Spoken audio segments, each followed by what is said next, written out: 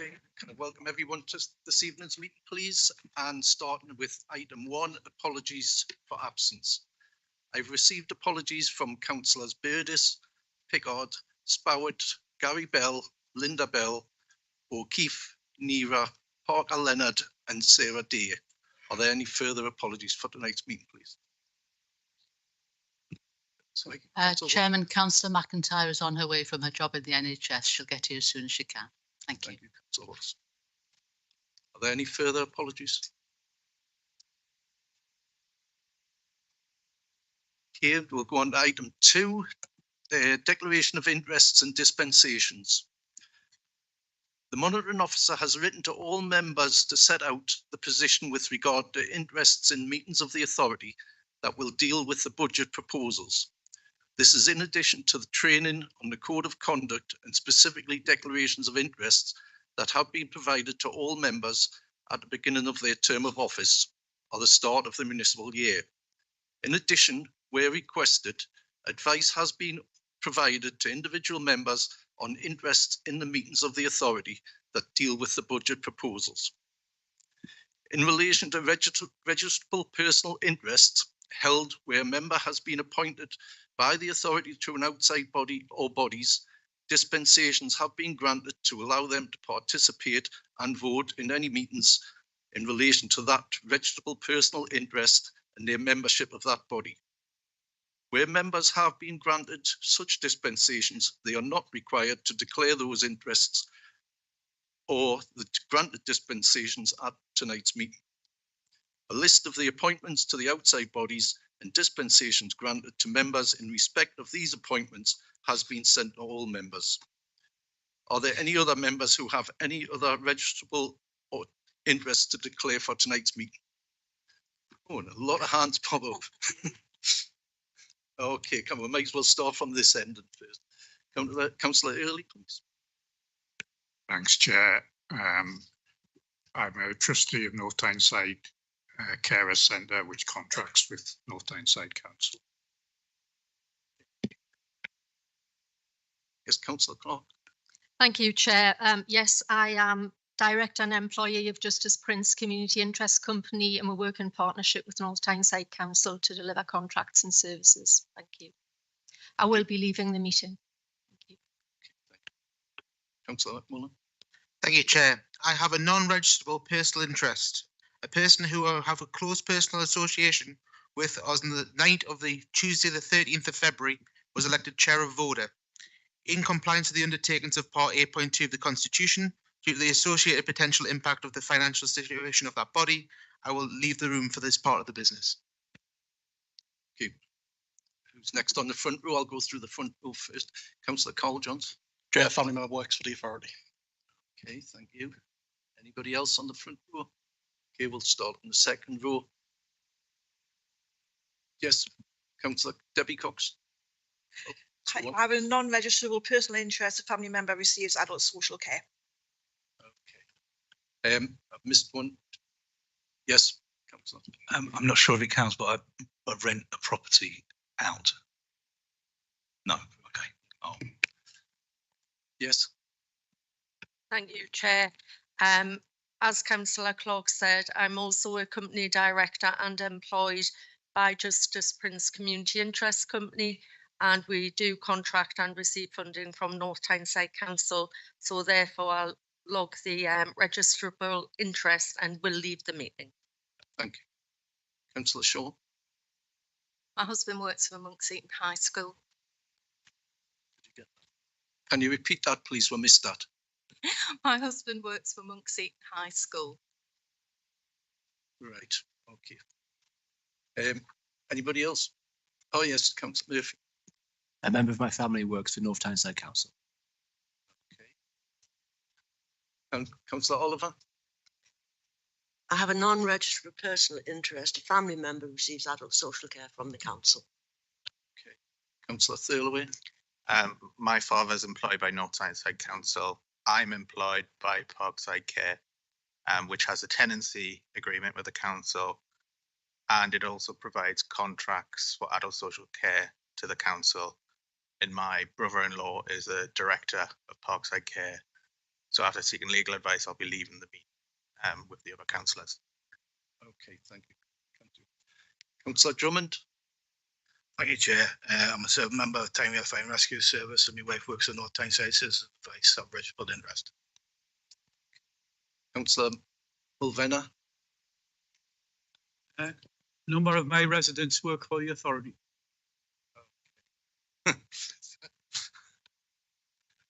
Councillor Mazim? I'm a member of Culture and Diversity and work with North Tyneside Together, and one of the African dancers who dance at the North Tyneside Together event. Okay, thank you for that. Councillor Birkshaw? I have a non-registrable personal interest as a family member is chair of ODA, so I'll be leaving the chamber for the item of business. Councillor Wendy Locke? My daughter works for the authority. Councillor Frank Lott? Thanks, Chair. I've got a non-registerable personal interest in that a family member works for the authority. Councillor Cruddas? Sorry, Chair, if I could just add that also, I have family members who are also employed by the authority. Okay, thank you, everyone. Oh, right. Yes, Councillor. I'm a trustee at Walking With Charity in Wallsend, who sometimes gains funds from the council. Councillor, yes. I have a daughter who works for the authority. Yes, Councillor Bones. Thank you, Chair. A member of my family works for the authority. Okay, is there any other personal declarations on tonight's agenda? Oh, yes, Councillor Howson. Yes, Chair. To keep and be consistent, I declare I am a resident of North Tyneside and I have paid my council tax. Sure, everyone has. So they all have to. Yes. Is there any members who wish to leave the meeting at this point, please?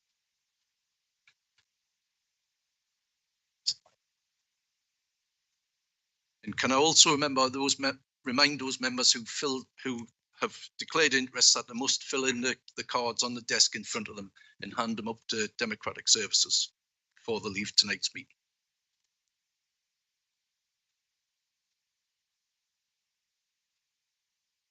Yes, sir. We don't seem to have cards. It's just if somebody could bring cards to complete. Yes, well, thank you. Thanks for mentioning that. There are some up here, but we'll make sure you get. Thanks a lot. Okay. Right, we now move on to item 3 on the agenda. At this meeting, the council will consider the Cabinet's proposals in relation to the general fund budget and resultant estimates of the amount of council tax required. I will first request Councillor Carl Johnson to move the Cabinet's proposals, and once those proposals are seconded, I will invite members to ask questions relating only to matters of principle. Once any relevant questions have been asked and answered, I will invite members to debate the Cabinet's budget proposals. Councillor Carl Johnson will then have the right to reply at the end of the debate. I would remind members that regulations are in force requiring local authorities immediately after any vote is taken at a budget decision meeting to record in the minutes of the proceedings the names of the persons who cast votes on the decision for or against and those who abstained in the voting. This requirement will be facilitated by the use of the electronic voting system. So we won't have to ask that to be moved this time, but I would ask that members make sure they're in the correct seats because their names will be recorded on those votes. Okay, we now move on to the Cabinet's proposals. I'll invite Councillor Carl Johnson to move the Cabinet's proposals. You have up to 10 minutes, Councillor Johnson. Thank you, Chair. Following the approval of Cabinet by Cabinet on the 5th of February, I'm now happy to present the 2024-25 budget proposals for our general fund. Council will be aware that the Housing Revenue Account budget was approved by Cabinet last month. I hope this debate will be a positive one, celebrating the successes the Council has had over the past decade and our ambitious plans for the future. We want North Tyneside to continue to be a great place to live, work, visit and raise a family. We want our residents to thrive and live healthy, secure and fulfilling lives. We look after our residents, we look after our environment, and we look after our borough. The Mayor and Cabinet have clear priorities for our borough, as set out in the Our North Tyneside plan. Our budget support these priorities and will ensure we deliver our frontline services, continue to invest in all parts of the borough, and help those communities who need it the most. But this comes in the face of 13 years of government cuts. A calculated move by them to force local councils to raise local council tax and continued uncertainty about their funding levels. Despite this backdrop, we are proud to have protected our vulnerable residents, secured millions in external funding, deliver our ambitious regeneration projects, and build thousands of new homes. And I stress, we have done so in a financially responsible and sustainable way. We engage with and we listen to our residents and businesses, and we've acted on what is important to them. We've kept and invested in our libraries, our leisure centres, and our parks. We've invested in our highways, putting more in than we get from the government to do so. However, we are now in even tougher times. Rising inflation, energy costs, and ongoing global challenges are putting more pressure on us. And now we have the Conservative Party's recession, putting even more pressure on our finances. Our adult and children's social care services are experiencing more demand, with cases also growing in complexity. And despite what was said in the previous council meeting, on this side of the chamber, we will always continue to support the most vulnerable residents who need our support. The challenges we face are not unique to North Tyneside. The government continues to expect local authorities to shoulder this burden of increasingly complex and costly social care without providing sufficient funding. We are expected to do more with less. Increasingly, they expect us to use our own resources to maintain much needed service delivery. Our initial budget proposals from November were updated to reflect the outcomes of the provisional local government settlement in December, as well as the Autumn Statement. Both of these came out after we presented our initial proposals to Cabinet, which demonstrates the challenge in planning in a sensible way when the government cannot provide key information that the sector needs to set a budget. But critically, both of these announcements introduced additional unexpected challenges for us. The provisional settlement increased our core spending power. However, while this sounds good, over 48% of that increase comes from the government's assumption that we will increase our council tax by 4.99%. It was not through large, much needed increases to social care grants to address the increasing demand that we continue to face. After an outcry from the sector, with lobbying by councils of all parties, including ourselves, the government U-turned and announced extra money on the 24th of January. However, we did not find our allocation until the 5th of February, again showing how hard it is to plan effectively. This has just given us just 2.2 million extra, which is reflected in the proposals before us today. This again further reasons the core spending power, but mainly that continues to come from the government expecting the council to put up council tax. Even with the additional funding towards adult and children's social care, we are still proposing significant local contributions, and more money is needed to meet our rising demands and continue to support our residents who depend on our help. Taking all cost pressures into account, we've had to find around 6.6 million locally to fund the pressures in social care next year. But the pressures we face are not limited to social care. Put simply, the amount of funding we receive is not sufficient to meet the needs of the borough. On a per dwelling basis, our core spending power continues to fall both below the North East and the national average. If we received the national average, North Tyneside Council would receive £15 million more than we do now. The scale of the issues we face is significant. Our budget proposals identified over £37 million in pressures alone for the next financial year, and we've worked hard to deliver £21 million of savings to address these, to help us bring us to a balanced position. However, looking over the next 4 years up to 2028, the scale of the challenge we face is even more apparent. The pressures we forecast amount to over £100 million. We've identified ways to reduce this but still have a potential gap of almost 33 million if we take no action, which is why our approach extends beyond the current financial year rather than treating it in isolation. We've introduced a new approach to the budget and the medium-term financial plan, and the Cabinet and Council papers set out this approach, focusing on 13 key projects. These are areas of large spend, increasing pressures to those services areas where we can make long-lasting changes to our finances. But it is hard. We are not avoiding the challenges we in the sector face. We have to deliver for our residents and businesses, and we have done so through a measured and balanced budget.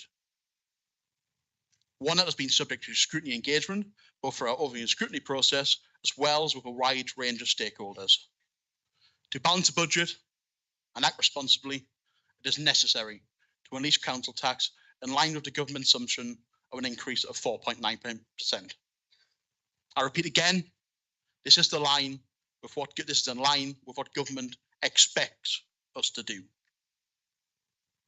This is a difficult decision. We recognise the impact this will have. As a supportive council, this budget proposes to continue to help those residents who need it, including additional local support with council tax costs. It's a decision that we must make if we continue to deliver the range of services that our residents have told us we need. We've also seen a complete dereliction of duty from all opposition groups. Not putting forward any alternative budgets forward shows the Conservative Party have no plan for North Tyneside. All they're willing to do is sit and shout from the sidelines with unrealistic, uncosted proposals. The no-day policies they shout about on leaflets are completely undeliverable and not grounded in reality of the council finances. They're not willing to face up with difficult decisions councils of all colours up and down the country are having to take. Recently, we have seen the importance of holding an appropriate level of reserves, and sadly, what happens to local authorities who do not. Holding appropriate reserves help us to manage economic volatility and increasing demand with the clear shortfalls in our funding. Our budget proposals seek to replenish our strategic reserve over the medium term rather than rely upon its use as part of our financial plans. It is not sustainable or responsible to use our reserves as a regular means to support service delivery, as the government has recently suggested.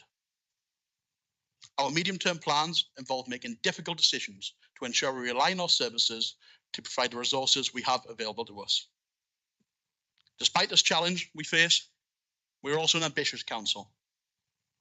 This budget proposes to continue investing wisely in all four corners of the borough in line with our priorities. We're proud of our strong track record in securing external funding, and we'll continue to proactively seek out external funding opportunities using the money to maximum effect. This budget supports our ambitious target, being carbon net zero by 2030. We will have a cleaner, greener and safer borough. With our investment plan, we are continuing our plans to invest over £330 million in improving the borough, improving our roads, schools, buildings, and ensure we have the infrastructure in place to deliver services effectively. One more minute. We work hard to secure external investment with over 65 million or 45% of our investment fund funded by external grants and contributions. In summary, while we continue to face immense pressure and challenges, we have developed a responsible budget which will continue to deliver our priorities fully aligned to our North Tyneside plan and achieves a balanced position. This challenge will undoubtedly continue, but we will continue to ensure our resources are used in the most effective way for our residents. I commend the budget to Council. Thank you, Councillor Johnson. Do you have a seconder for that motion? Yes, Councillor Johnson, do you wish to speak now or reserve the right? I'll just speak now. You have 5 minutes. Thank you, Chair. This budget shows that as a Labour Council, we are committed to being financially responsible, have listened to the priorities of our residents, and will continue to support the most vulnerable residents in our area. This is all in the face of huge government cuts by the Tory government, backed by our colleagues opposite. Whilst they want to bury their heads in the sand and allow council after council to go bankrupt, the Labour Party in North Tyneside have worked to make sure the services used by all our residents remain open. Furthermore, we have maintained additional support for the most vulnerable residents. In fact, we have done such a good job with this budget that even our opposition couldn't complain, having not submitted even one critique, let alone any sort of plan for our borough. The first time an opposition group has failed to do so. It must surely make residents question exactly how much ambition they have for North Tyneside. Being fiscally responsible and planning financially is the reason why we are able to keep every single library and leisure centre open here in our area. It's why at a time when other councils are struggling to stay afloat, we are able to put an additional £1.5 million into keeping our borough clean and giving residents free bulky waste collections. It is why we are able to keep investing an additional £2 million into our highways when the Tory government have done nothing but cut the money residents get in North Tyneside for our roads and footpaths. If we had listened to our Tory colleagues, then there would be no more libraries and leisure centres. Our Poverty Intervention Fund, which supports the most vulnerable in the borough, would never exist, let alone be guaranteed year after year. Even the most in-need children wouldn't receive the support they and their families desperately need. We, however, have brought forward a budget which supports the most vulnerable and shows we listen to our residents and their priorities. I'd also like to thank council officers too, as it is due to their hard work over the past few months and years that has ensured North Tyneside is run responsibly and their advice and support is always invaluable. Thank you. Thank you, Councillor Johnson. I will now ask members to ask any questions they have on the Cabinet's proposals. Members are reminded that they have already had the opportunity to ask technical questions of officers in advance of this evening's meeting. Can I therefore remind you that questions should relate to matters of principle and repetitious questions should be avoided. Could I ask anybody to show if they want to ask any questions? Yes, Councillor Davis. Thank you, Chair. I was just going to ask about the precept for the Fire and Rescue Authority. They're not going to meet until after Monday the 19th.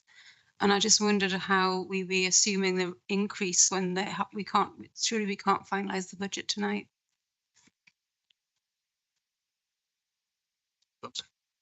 There's a technical question for an officer, but obviously that is the proposal going forward to the Fire and Rescue Authority. If that doesn't go ahead, our budget will be adjusted in line with what the Fire Authority decide. We don't get to decide what the fire. That's just a precept. It's not for us to decide to accept it or reject it. That is just what they precept under our authority. So if the Fire Authority vote different to what's in our budget, the budget will be adjusted in line with what the Fire Authority have decided.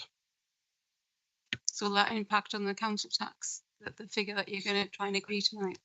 It would impact on the council tax, but the Fire Authority can set their own precept regardless of whether we want them to raise it, lower it, whatever. It's their decision, not ours. Are there any further questions? Okay, I'll now invite members to speak to the Cabinet's budget proposals. Are there anybody? Councillor Bones. Thank you, Chair. This budget lays bare the true reality of a poorly managed, financially incompetent Labour Council. The headlines alone tell a story of a mayor out of ideas and out of touch. Home to school transport for some of our most vulnerable children, cut. Free garden waste collections, abolished. School meals, privatised. Roads and pavements budget, frozen. Council tax up. Council rents up. All while we see millions of pounds spent on any vanity project the mayor thinks will look good this week. As I thought about this budget, I asked myself, who is this budget delivering for? It's not for residents in council houses who are having their rents hiked by more than inflation. It's not for our children. Even the GMB union agrees that the mayor's school meals plan will damage workers' rights and put those on school meals at risk. It's not for environmentalists who must shudder at the thought of tons of garden waste being put into landfill in plastic bags because of the mayor's new garden waste charge. And it's certainly not for hard-working families who face another council tax rise by the legal maximum. So who really benefits from this budget? The only person to my mind benefiting is the mayor, ploughing millions of pounds into photo opportunities that will get her into the local paper at the expense of getting the basics right. After all, that's what our residents want, a council that gets the basics right. That's why local Conservatives will take a different approach, properly funding our services that residents want us to deliver. £50 million of investment into roads and pavements, a new community warden in every neighbourhood, properly regenerating our town centres, returning 24-hour A&E to Rake Lane and walk-in services to Battle Hill, making sure every school in North Tyneside is good or outstanding, so local Conservatives won't be supporting this budget. We will instead stand up for our residents, asking the Mayor to start getting the basics right before spending so much taxpayer money on vanity projects. After all, this council is supposed to deliver for residents, not be a photo opportunity for an out-of-touch Mayor. Thank you, Chair. Are there any further comments from members? Yes, Councillor Wallace. Thank you, Chairman. We cannot support this budget. We know how very difficult the rise in council tax will be for all our residents. There are several points that I'd like to raise. As usual, I think a lot of the calculation, the basis on which the calculation of the council tax is wrong. The council always woefully underestimates the number of houses which are being built. For example, in previous years, an estimate of 250 when 643 were built, an estimate of 250 when 424 were built. I'm pleased this year that that figure is rising, but it is still too low, and it therefore underestimates the amount of money which the council will actually have at its disposal in council tax. Secondly, again, the council is sitting on many millions of pounds in Section 106 money, which should and could be used by now to improve our environment, our health services, our play areas and the like. That money is sitting there and the council has failed to use it for the benefit of our residents. I think also, Chairman, that the council should look much more closely at where the money goes, what it's actually doing with the resources, and use it properly for the services which our residents want. For example, fixing our appalling pavements, the awful potholes, clearing the drains to prevent flooding, dealing with problems with trees and the like. We see money wasted all the time. For example, there's currently an advertising campaign promoting the council's climate pledge. The borough is peppered with posters on stations and billboards, which is a waste of money and a waste of physical assets too. Such advertising achieves absolutely nothing. Has any resident asked for that expenditure? I doubt it very much. It's £15,000 for Metro adverts alone for the last few months. Thousands have also been spent on reusable cups, advertising the same pledge. I've seen officers carrying these around the quadrant. Do they improve anything for our residents? Not at all. We also see council vehicles that are painted silver rather than white as they used to be. Another waste of money. Tens of thousands of pounds have been spent on that. Do they deliver better services? Absolutely not. Again, this could be spent on the things that residents actually want. We want to see our potholes fixed, our roads repaired and the like. We want to see our lighthouse repainted. It could have been done by now. And of course, there's the annual waste of money on funding trade union officials. They should be paid for by the trade unions, which are wealthy organisations, rather than paid for by our taxpayers and residents, costing almost £300,000 this year, a total waste of money. Now, you may say, of course, that these are relatively small sums, but this waste is indicative, I believe, of a general attitude. Councillor Johnson has complained of a lack of money, so all the more reason to look carefully at how every single penny is spent. It should be spent for the benefit of our residents. As I say, roads and pavements, trees, repainting the lighthouse, things which people actually ask for. We can't support this budget. Thank you. So, Councillor Davis. Thank you, Chair. The Community Independence Group won't be supporting this budget either. We understand the cuts to the financing for the councils, and it's just been year on year, and we appreciate that. But where they've made cuts, we feel there's some of the most vulnerable people in our borough are going to be suffering. At the moment, we're already got an overspend on our children's services, and a lot of that is connected to poverty. And the two places that, I mean, the thing is the school meals issue is something that's going to really impact on poverty again. This is, my understanding is that this school meals allocation was actually signed off in November, and there doesn't seem to have been an impact assessment on actually what's going to happen with the children. And there isn't, and also the terms and conditions of the people who are going to be transferring over to private companies. We had in November schools actually finding out that they were going to be having to find their own tenders in November and have to scrabble around by the end of March, and that's simply not good enough. Private providers are going to create additional cost for school meals. Chadwell's in Durham are already charging £2.80 a meal. There's also schools will have to find extra funding for food waste and removal and instructor cleaning. Parents who are going to one of the private providers that we're referring them to, Hutchinson's, has actually have to top up parent pay accounts so that the children can have a meal. The new contracts aren't going to honour future pay awards, and which haven't been guaranteed. And this is all from a mayor who introduced us to Breakfast Club, and it was a shining light. We're now going to end up denying children a hot meal. We can't support that, because this has just gone too far to actually scrap the school meals. We need also, for health and well-being, we need the children to be able to have a proper balanced meal. And how can we control that with the private providers? Also, Mr. Councillor Johnson complains about the lack of funding and how we're going to have a shortfall in 2027. We are going to have probably a new administration this year, and I would hope that the Labour government would help council budgets. I mean, that's what people are hoping for. Or is there going to be no change from the Tories that we've already had for 13 years?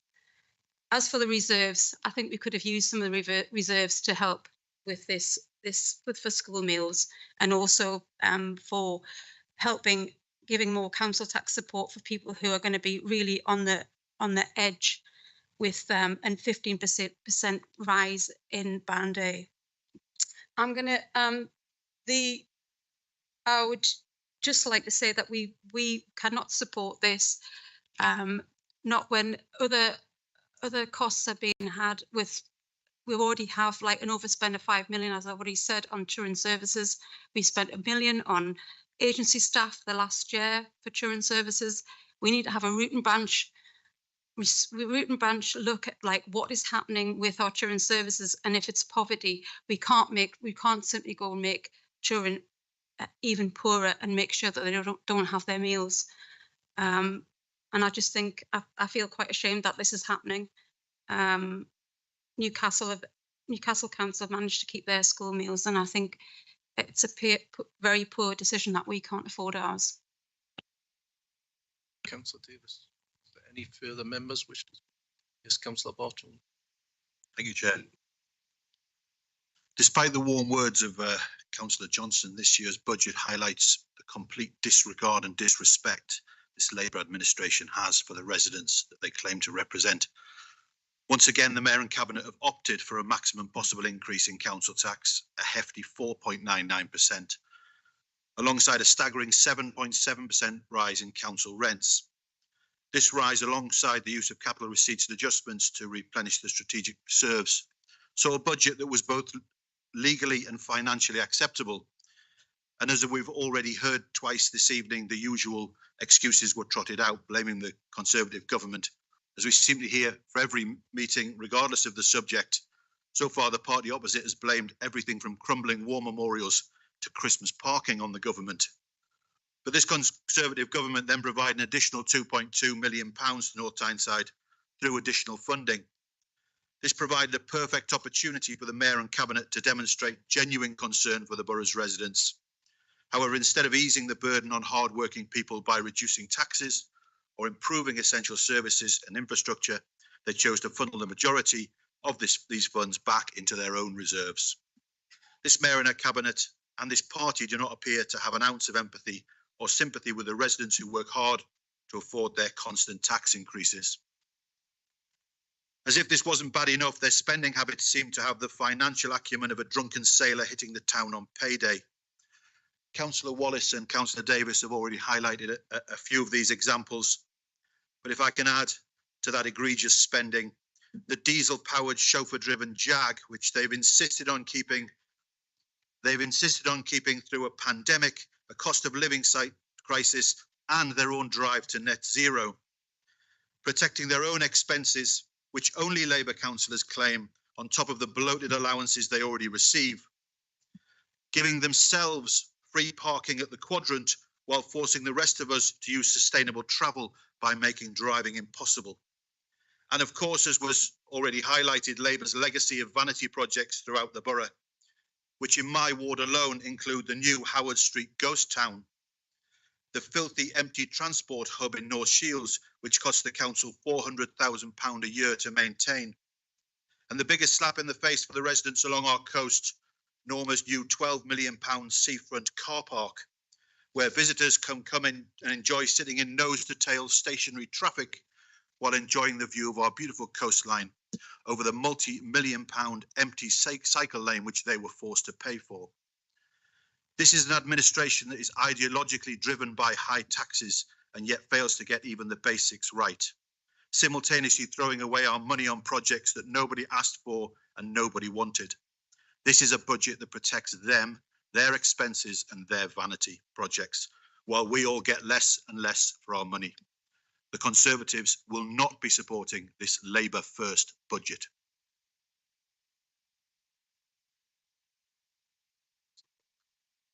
Further members wish to speak? Yes. As Councillor Davis said, we won't be supporting this budget because of the privatisation of school meals.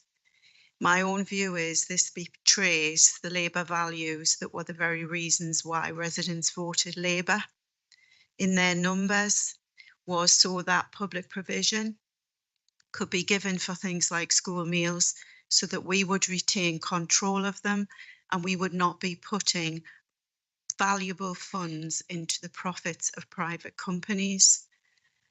There is nothing more important, in my view, in our borough than ensuring our children grow up to be healthy and happy, and the proper provision of school meals where we retain control, I think, is essential for that. Councillor James. Yes, Councillor Calpine. Thank you, Chair. I'd like to pick up on a specific point, which is the decision to introduce a £30 fee for garden waste collections. This effectively withdraws part of the offering to council taxpayers and replaces it with a paid service. But this garden tax will penalise the very residents who are the most conscientious in disposing of their waste. I believe this measure undermines the Labour Group's own net zero strategy, of which waste and recycling initiatives are a cornerstone. As a council, we should be setting an example to our residents and removing friction at every point. This measure is a retrograde step and sends a message that garden waste is unimportant versus other types of recycling. What's worse, the new hoops to jump through to secure a collection involve a system of stickers which are counterintuitive and error-prone. It must be painful for the Cabinet member for the climate emergency to imagine bags of garden waste stuffed into rubbish bins and then shipped off to landfill. But sadly, I think this is one of many possible consequences. We're investing in new, all-encompassing food waste initiatives across the borough, so it seems like a folly to discourage proper disposal in the areas where you're already getting it right. Recycling rates in the borough have already fallen by around 3% in the last year, according to figures recently released by DEFRA. In 2013, the last time a measure like this was considered, the Conservative administration did listen and prioritised residents' concerns and the council's commitment to the environment. That decision was lauded, including by Councillor Sandra Graham, who took to the Chronicle newspaper to comment that she was delighted that common sense had prevailed. In the same publication, the then Councillor Redfern, at the time the Labour candidate in the mayoral election, said this scheme was ill thought out from the outset in terms of costs and what the council stands for on issues like recycling and reducing our carbon footprint. Well, on this occasion, I agree with the words of the Mayor and the Cabinet member from back in 2013, and I'm disappointed that this time common sense hasn't prevailed.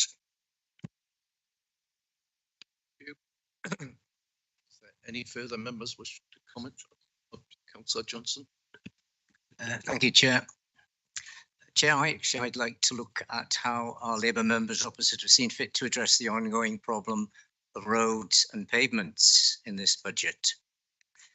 Now, almost 3 years ago at Council, on the 21st of July 2021, Councillor Bones and I highlighted the chronic state of North Tynesyde's roads and pavements and the danger they presented to motorists, to cyclists and to pedestrians.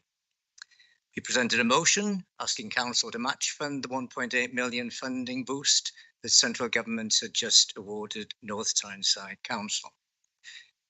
Needless to say, the motion was voted down on the premise that the council itself was already contributing 2 million. Well, Chair, what has changed since then? Chair, actually nothing has changed since then, except the roads and the pavements are worse, and this council has repeatedly shied away from addressing the problem. Now, the roads and pavements are a major problem. Within the Highways Asset Management Plan, there are no fewer than 297 roads rated as red. That means they're assessed as having major defects and are in urgent need of resurfacing. And of course, there is an even greater number of roads rated as amber, which are also defective. Obviously, that's not just in my ward, Tynemouth. In Collingwood and Camperdown, in Wheatslade and Whitley Bay, the problem is endemic in all wards across North Tyneside. And the group opposite are well aware of this. And furthermore, the council's own figures reveal that the backlog for repairs to roads and pavements has now risen to a staggering 36 million. This is the product of Labour neglect. So, Chair, how does this budget propose to address this crisis? Let's have a look at that. Well, there is a contribution of 2 million, but this is exactly the same provision as 3 years ago, back in July 2021, when Councillor Bartow, Councillor Bones and myself introduced this. It amounts to a freeze. And as we all know, this contribution will merely scratch the surface now, just as it did in July 2021. In fact, it will have even less impact now. Chair, I spoke at last council about Labour's inability to recognise the real impact upon residents of dangerous roads and pavements. That seemed to attract a lot of attention on social media, I hasten to add, a lot of misconception as well. Nevertheless, I also focus this time upon this budget's pathetic contribution and the resultant false economy. Yeah, false economy. £2 million, yes, but this will simply perpetuate the relentless patch and repair policy that is so prevalent in all that North Tyneside Council undertakes. A policy that is costing our residents so much more in the long run. The lump of tarmac thrown into the pothole which needs to be replaced less than 12 months. The poor quality paving stone that is destined to crack. This is the best that residents can expect for this 2 million, a patch and repair policy. So what do residents really want? We know exactly what they want because we actually listen to them. Residents want a council that gets the basics right. Now, I accept a tiny minority, a tiny minority may be accepting of their Labour councillors wallowing in the self-indulgence of their vanity projects. But that's a tiny minority, I assure you. The vast majority want to see a clean, tidy, well-kept environment with roads and pavements that are safe and well maintained. This budget, thank you. This budget's frozen contribution to roads and pavements, once again, shows a Labour council failing its residents. Thank you, Chair. Thank you. Are there any further comments on the budget? Yes, Councillor Early. Thank you, Chair. I will be supporting this budget proposal. Whilst the financial outlook remains extremely challenging across my portfolio area, the proposals in this budget will mean that the children and young people in North Tyneside will continue to receive an excellent level of help and support with regard to safeguarding through our adoption services, through our fostering services, our youth justice service, and our SEND provision, and our looked after children's services. The extraordinarily high quality of these services continues to be recognised. We hold an outstanding Ofsted rating for our children's services, awarded in 2020, and this was recently assured by a recent focus visit by Ofsted, when it was said that children and families in North Tyneside receive highly effective services when referred to the social care front door, and that a strong and effective leadership team promotes a culture of innovation and doing the right thing for individual children. In addition, our Youth Justice Service is rated outstanding by HM Inspectorate of Probation. Quite rightly, statutory regulation has recently been strengthened in relation to how we must care for our looked after and vulnerable children. And we have been faced with an increase in both the number and complexity of the needs of our children. And in addition, an increase in the number of unaccompanied asylum-seeking children, which we must support, resulting from changes in the National Transfer Scheme. However, we remain determined to provide a high level of support and accommodation for our looked after children. We have a range of high quality internal and external provision. Wherever possible, we have our looked after children placed close to home. We have a focus on providing education and mental health support through our multi-agency Hive team.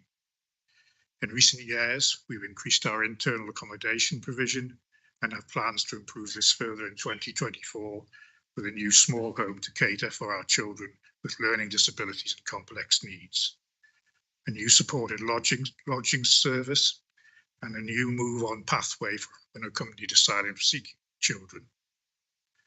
The demand for our services and the costs of meeting our statutory obligations and the financial budgets across the service continue to grow. However, this is certainly not a position which is unique to North Tyneside.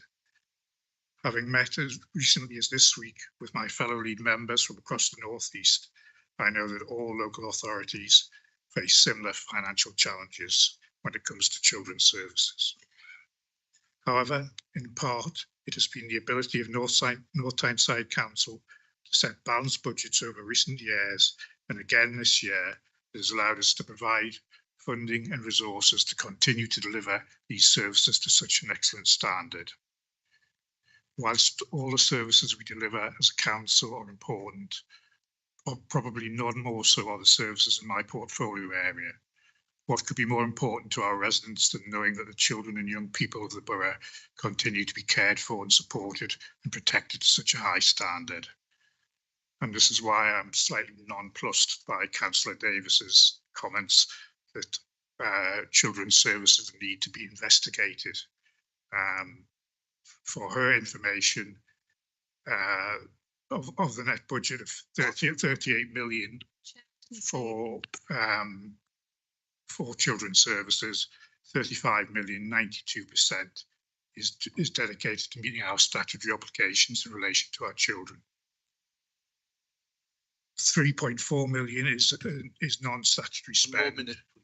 Of this, 1.5 million is external funding and 1.9 million is general funding.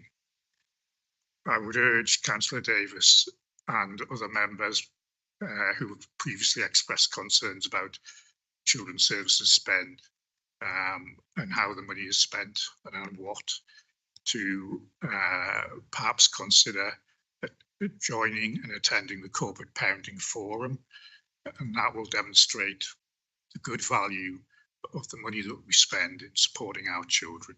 Thank you. Thank you, Councillor Early. Any further members wish to speak on the motion? Yes, Councillor Hunter.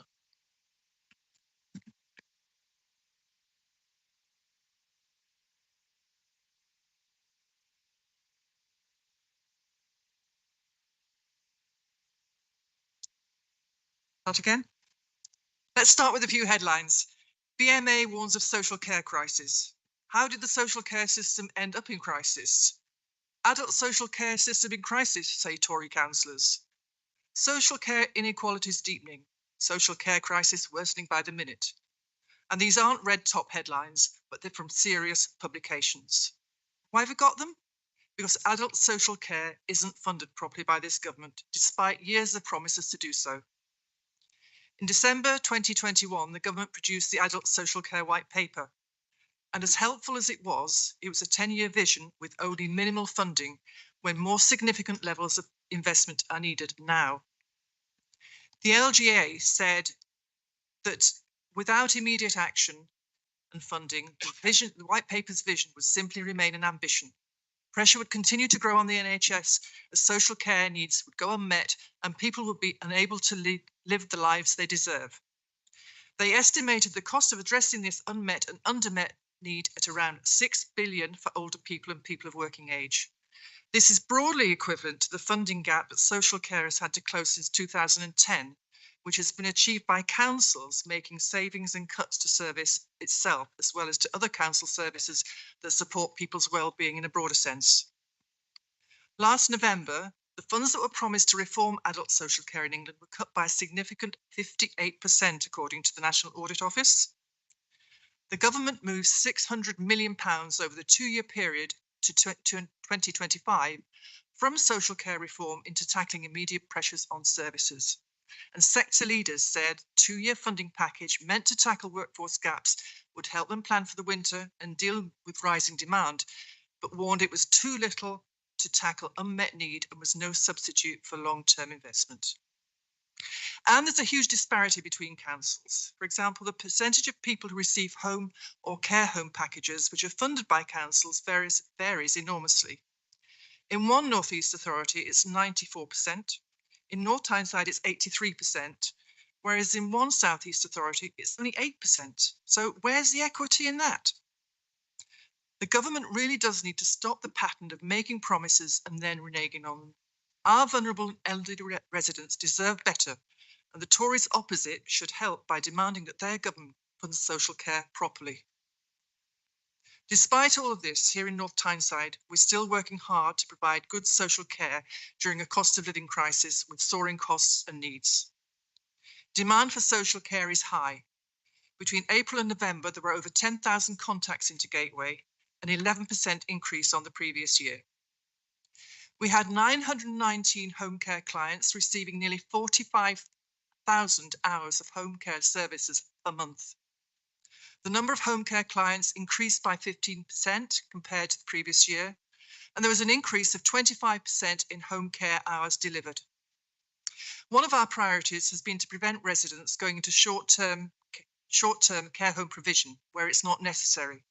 And so this prioritisation of home care packages has had a positive result, with a 42% reduction in short-term care home stays. A win all round. So much better for our residents to be in their own homes, and better for the budget too. And I'd like to thank the Director and her team for all they're doing to deliver what we as a Labour Council are absolutely clear about, that we will maintain high quality services for our elderly and vulnerable residents. And I will certainly be supporting this budget. Thank you, Chair. Thank you, Councillor Hunter. Councillor McIntyre. Thank you, Chair. Just like my colleague, I can't support this budget. Once again, the Labour group does not think about the things that actually need doing in the actual area. As been said, there's things like roads and pavements, that goes on and on. In St Mary's ward, obviously there's the lighthouse which needs to be repainted. I know the Mayor said that this would be actually done, but it could have been done so much sooner had the budget been done correctly. You're missing out on a massive road congestion on Earston-Seatonville Road. It's a shame that you can't, like I say, spend the money where it is needed. That road needs to be widened on the south lane, so it could be the same as the north. And you could do an awful lot of good actually doing that. But as I said, you'd rather spend your money on bike lanes that will not be used the way you think that they might. As I said before, I cannot support this budget. So back to you, Councillor Scargill. Did you indicate? Did you say me? Sorry. Yeah, did you indicate that? Yeah. Thank you, Chair. So as the Mayor chuckles away at criticism of her photo opportunities, the reality is she will go down as the most incompetent Mayor we've had. And this budget says it all. School meals scrapped, basics like bins now costing extra, and rents for the poorest in my ward hiked. And you only have to take to social media to see the real views of local residents. And perhaps if the council didn't hide so many comments, we would all be able to see just how out of touch, how unpopular both this budget and this Mayor really are. Thank you. Further members wishing to speak? Sorry, Councillor Davis, you've already spoken on this. Chance to respond to Councillor Earl. I think it was. Well, I didn't say investigate. I wasn't trying to condemn the children's services at all. I know they're very hardworking. It was about how the service, because of the pressures on social workers, is running. That's why. That's all I want. It's because we've got social workers actually doing supervised family contact 5 afternoons a week when they should be making assessments. That's the kind of thing we need to look at. Okay, thank you for clarifying that anyway. Are there any other members who wish to speak? Councillor Graham. Thank you, Chair. I'm happy to support Cabinet's prudent budget that allows the authority to support those in greatest need, whilst allowing the ambition of North Tyneside to shine through in action. Despite the very difficult times local authorities find themselves in. This is the first critical budget since the Conservative withdrawal of temporary funding during COVID, coupled with massive cost of living increases for our residents, businesses, and our own council costs. We know that residents and businesses trust our local authority to deliver. We understand the difficulties people are facing, and their welfare is at the heart of all we do. Within my green portfolio, we have managed to reduce carbon emissions within the council's operations to 58% and ensure we are on track against our commitment to be carbon net zero by 2030, a full 20 years before the government's target. New pressures in our budget for 24-25 and a 4-year medium-term financial plan for 24-28 means that we are realistic, and therefore we have established 13 project areas that tackle the highest pressures facing the authority. We are prudent and financially responsible and do not want to end up being declared bankrupt. That is no good for our residents who rely on us. We continue to provide the best we can for them within the fiscal boundaries we have. We will continue to try and increase our waste recycling whilst introducing food waste collection and deposit return schemes. We will continue to help low-income households to install low-carbon heating, insulation and solar panels, and help drive behavioural change in our borough. We will increase safe walking and cycling opportunities and help with carbon reduction measures through biodiversity and net gain. And we will continue to develop our net zero action plan to help to cover heat networks and other measures to help reduce carbon and heating costs to businesses and residents. No opportunity will be missed to bid for government grants to fund these measures. This includes cycling provision to build a network of safe, sustainable routes. Despite what Tories continually claim, this is ring-fenced, government grant funded, only to be used for those particular schemes, not council tax funded, for the umpteenth time. I hope all members could change their minds and support the measures in this critical budget for the benefit of all of our people in North Tyneside. As there are no counter proposals or even a critique, I'm sure members can agree. Thank you, Chair. Thank you, Councillor Graham. Councillor Harrison. Thank you, Chair. You'll not be surprised to think that I am also supporting this budget proposals. Like many of my other Cabinet colleagues, acknowledge the significant pressure and challenges we face both in our finances and services we deliver. Once again, we are presenting a balanced budget supported by a 4-year medium-term financial plan that will help us maintain and deliver the services our communities rely upon. On to time, Chair, it is not my intention to get into the back chat across the chamber. But it is true, since 2013, the Tory government have consistently reduced our funding. And it's well documented and again denied by the party opposite. In the time I have, I want to highlight some of the positive things we've been doing in housing and who they are for.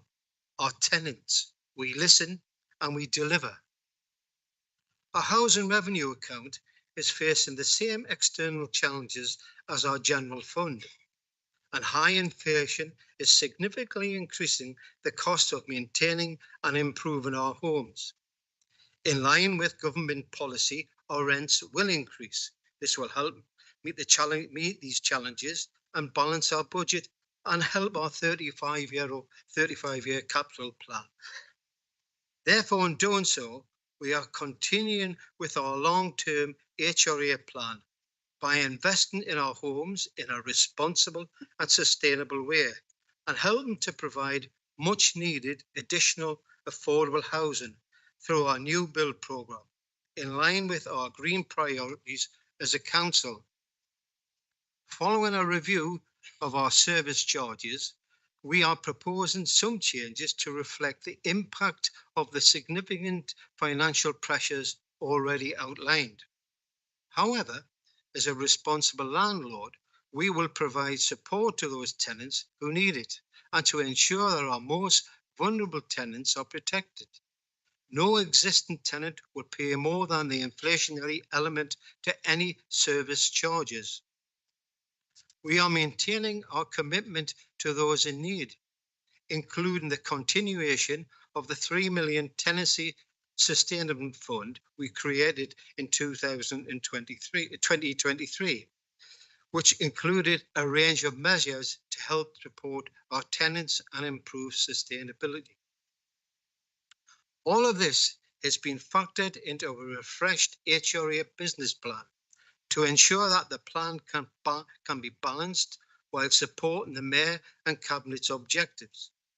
Within our plans, we're expecting to invest almost 3.5 billion of revenue over the next 30 years in managing and maintaining our homes, as well as almost 1.6 billion of capital investment to improve our homes and ensure they continue to meet the Decent Homes Standard.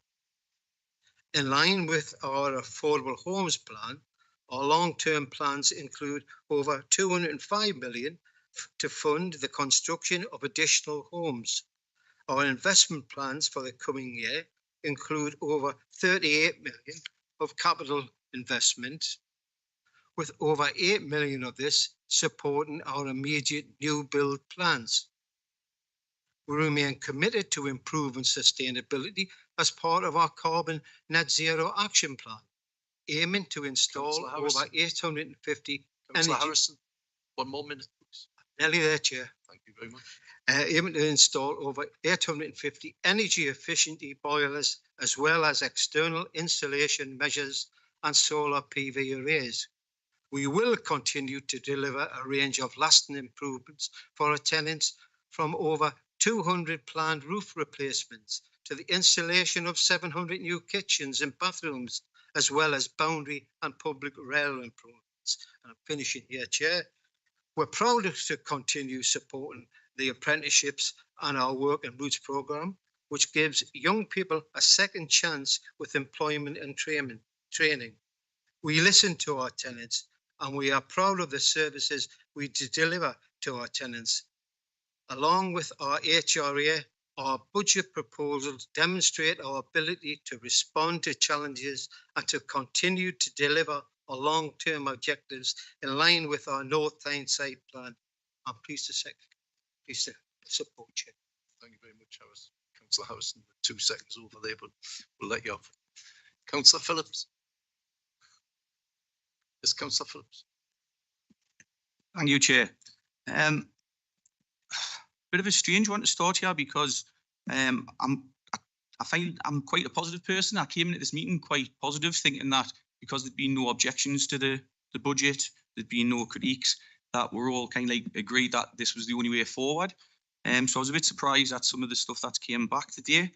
Delving into that, talking about being a positive person, I got a bit of a fright, not last meeting, but the one before that, when the Tory councillor Johnson talked about statutory budgets and making sure we just do things that are statutory.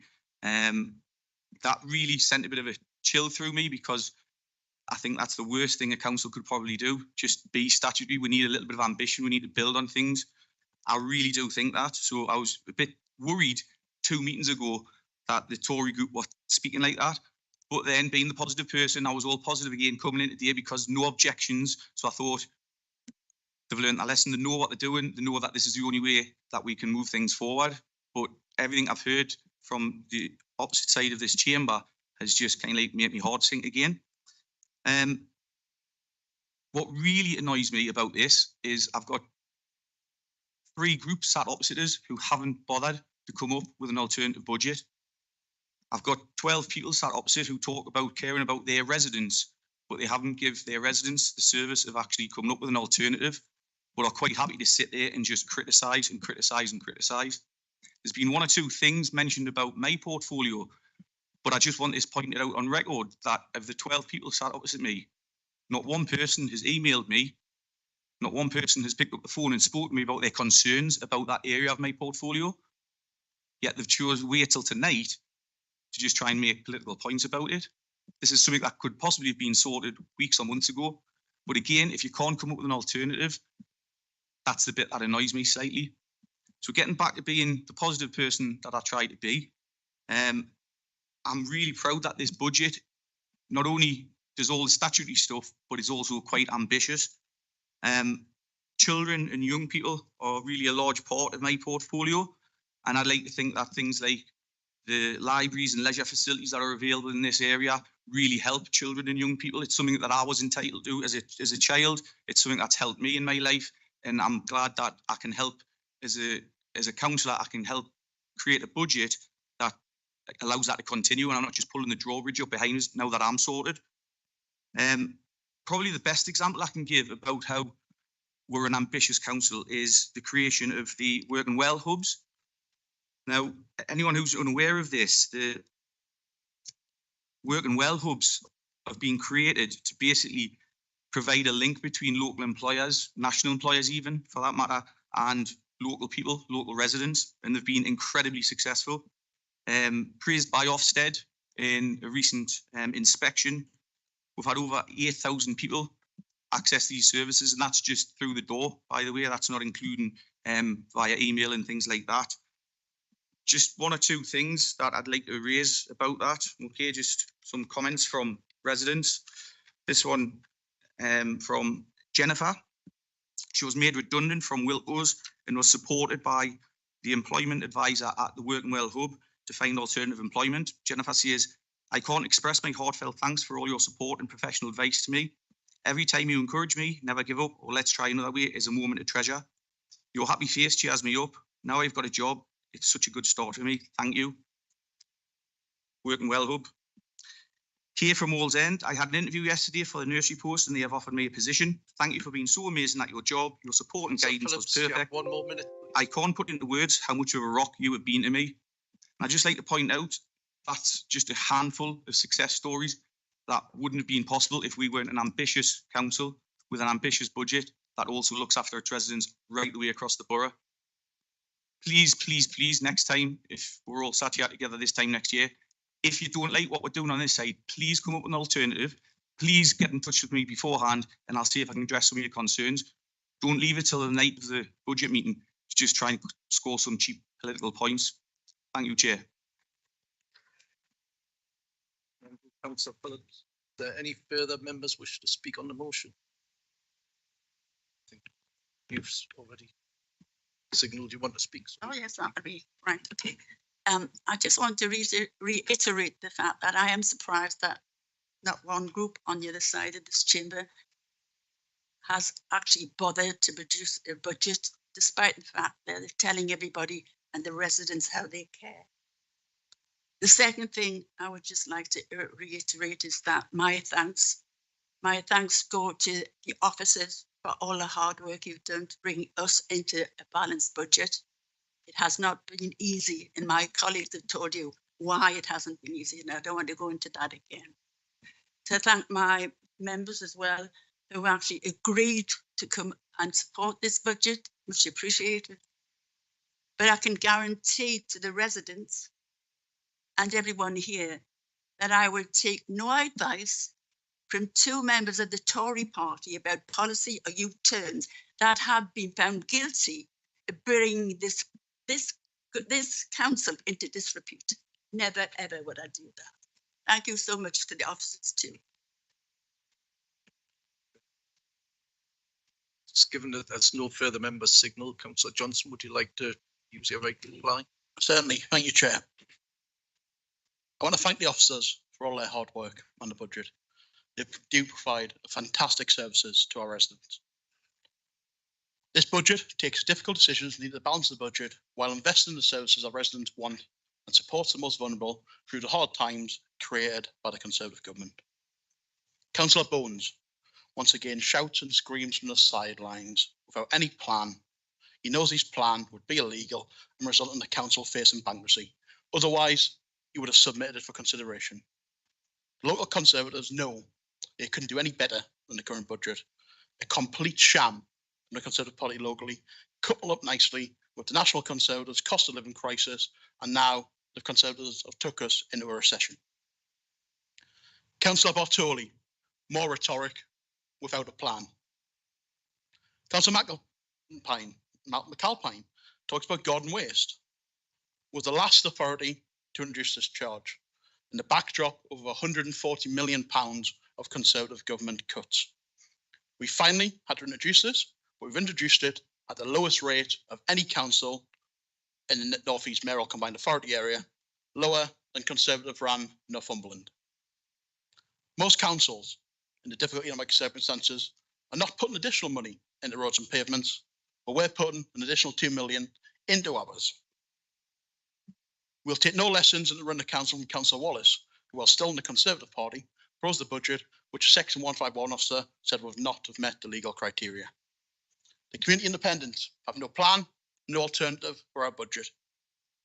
If we're actually against saving £3 million a year subsidising school meals, they should have come up with a plan to do this in the budget and submit it tonight, rather than shouting from the sidelines, refusing to actually try and act. We've heard lots of statements of opposition tonight, but not a single one of those people has a plan on how to deliver that. A complete dereliction of duty from all opposition groups and not proposing an alternative budget or critique.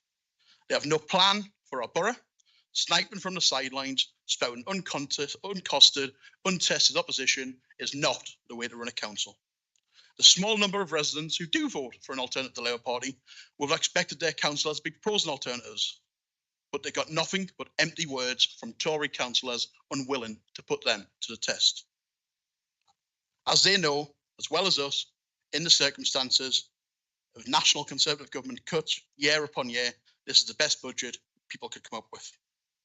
Our budget invests and protects the things that are important to us, invests in our libraries, protects our leisure centres, invests to ensure our parks and beaches continue to be award-winning, invests an additional £2 million in the roads and pavements, invests an additional 1.5 million to our Neat Streets programme to further clean up our estates. It invests £1 million into tackling climate change and £15 million into the regeneration of the northwest of our borough and Wallsend. It continues to support our standard children's services and top-rated adult services. It looks after the most vulnerable residents, reducing thousands of those least able to pay council tax bills to zero and thousands more to a very small amount. It invests £3 million to support those residents facing housing issues with rents. It boosts the Poverty Intervention Fund to £2 million. We're standing up for the most vulnerable in our borough while facing down the hard financial circumstances the Conservative Party nationally have put us in. Let's be abundantly clear tonight. If opposition groups who propose no alternative to our budget vote against or abstain from the budget, they're failing to support every single one of those investments we are making. That will be a complete dereliction of duty to our residents, and we'll make sure they know about it. I commend this budget to Council Chair. Councillor Johnson. We will now move to the vote on the motion.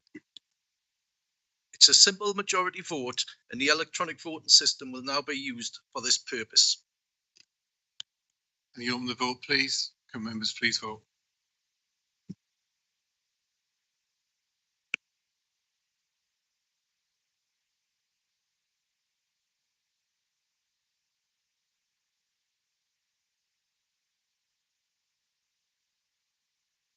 Have all members voted?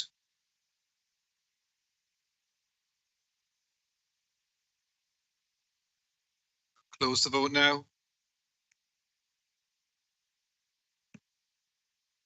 Okay, the result is 32 for, 0 abstentions and 12 against. So the vote is not count. Thank you very much. As the budget and council tax has now been approved, the council meeting provisionally scheduled for the 29th of February 2024 will no longer be required. That concludes the business for tonight's meeting. Can I thank all members for their attendance? Thank you very much.